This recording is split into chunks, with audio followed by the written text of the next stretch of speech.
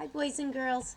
Yesterday in our language arts video, I asked you to make a prediction about this book, A Turkey for Thanksgiving.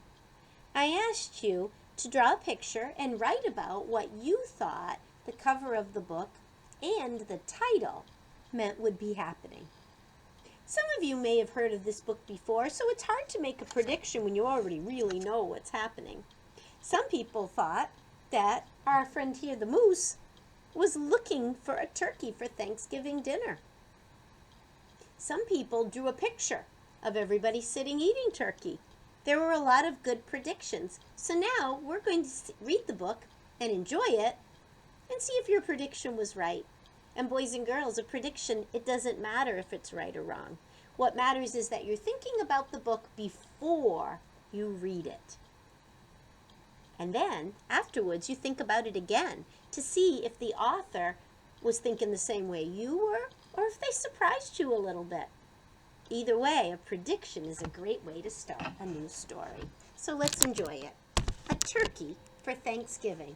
This book is by Eve Bunting. She does a lot of books that we will be reading this year.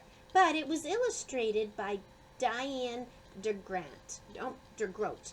So she is the illustrator. Here's the title page. A Turkey for Thanksgiving by Eve Bunting, illustrated by Diane DeGroat. Look at all the great fall pictures. The dedication page says to Glenn, who insists on a turkey for Thanksgiving, and to Florence and the memory of Thanksgiving past.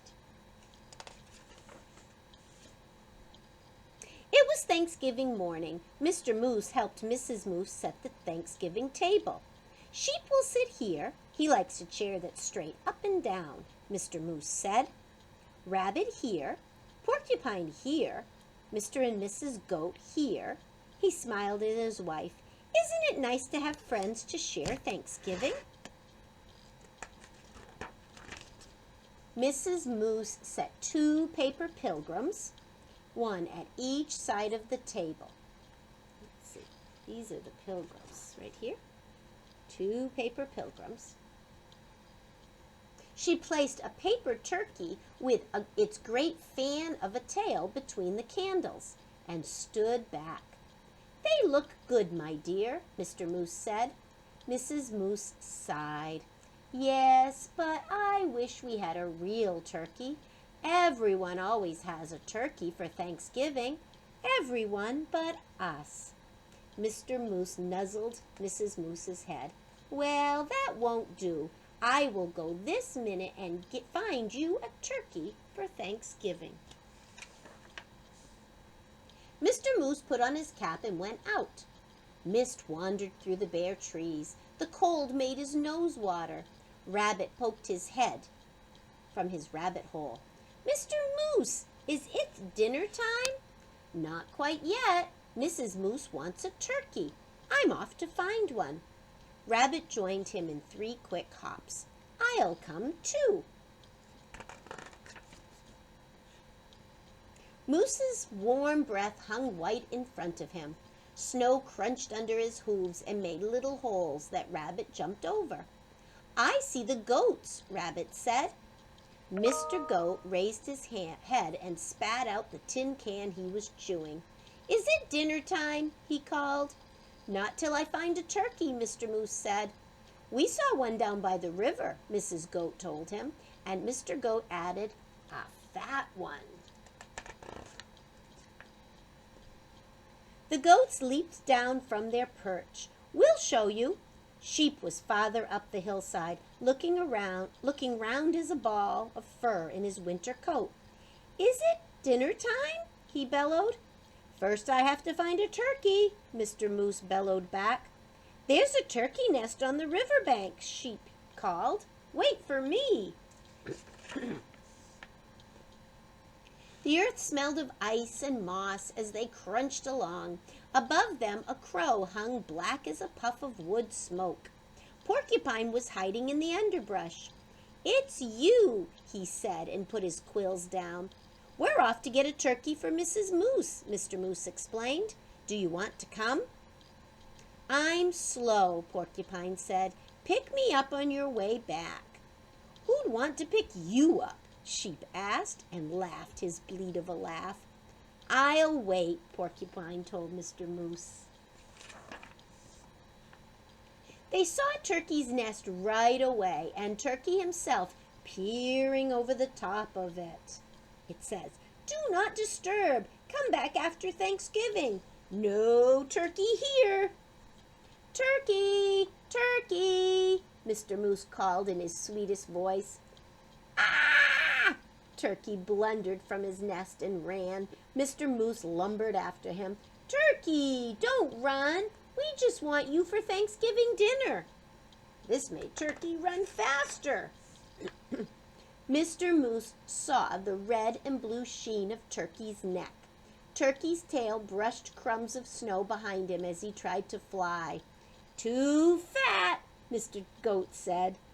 Turkey's legs bent in the middle as he fell. Mr. Moose put a booted hoof on his head and smiled his great toothy smile. "I hope you don't have other plans for Thanksgiving, Turkey." He helped Turkey up. "My wife won't mind that you're too fat," he said. "Let's go. It's getting close to dinner time."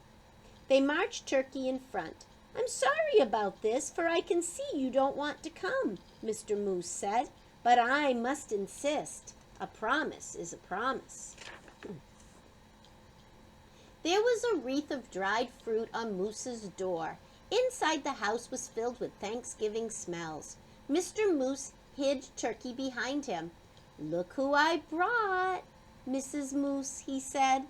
"Sheep, the goats, rabbit, and porcupine, and ta-da!" He pushed Turkey around in front of him.